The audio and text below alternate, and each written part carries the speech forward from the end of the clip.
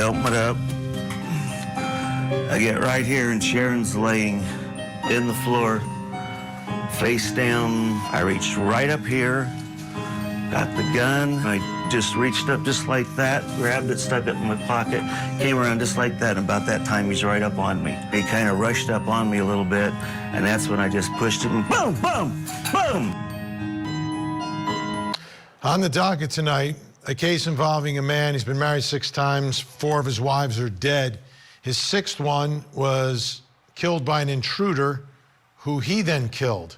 But prosecutors say he hired the intruder to kill his wife, then he killed the man he hired to kill her.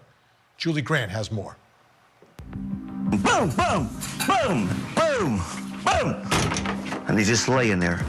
For the 3rd time, the fate of Thomas Randolph will once again be decided by a jury. He's made headlines for decades. Dateline NBC calls him the widower. Looking into Tom Randolph's past, we learned that he'd been married 6 times and that 4 of his wives were dead. These women come up dead. He comes up with money. Put your hands on your head right now.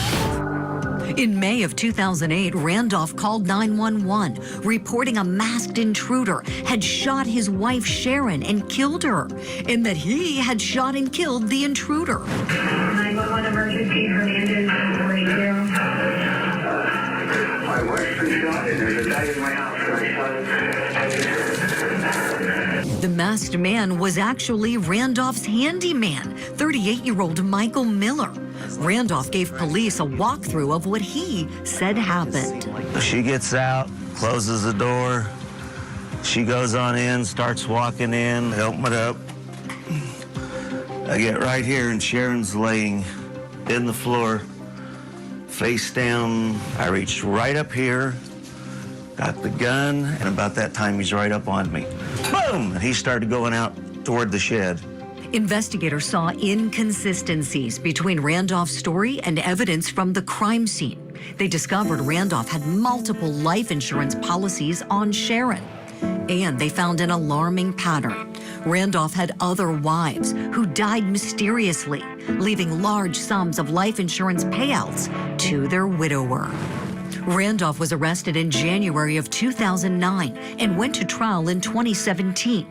Prosecutors presented a case largely built on testimony from Eric Tarantino, a former co-worker who said Randolph tried to hire him in the 1980s to kill his 2nd wife, Becky Gault. He told me that he wanted me to kill his wife, Becky. Were you, I mean, when he says that to you, are you shocked at that? Are you surprised? Yes. What's your response when he asked you that? I came right out and said no. Becky died from a gunshot wound in 1986. Her death was originally ruled a suicide, and Randolph collected $250,000 from life insurance. But a couple years later, Tarantino came forward. Randolph was arrested for Becky's murder, but was acquitted in 1989. In the trial for Sharon's murder, Tarantino's testimony did lead to a conviction. Guilty of conspiracy to commit murder, guilty of first-degree murder with use of a deadly weapon. A jury convicted Thomas Randolph, and he was sentenced to death.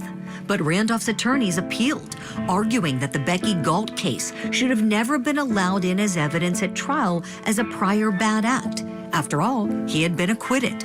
And in 2021, his conviction was overturned.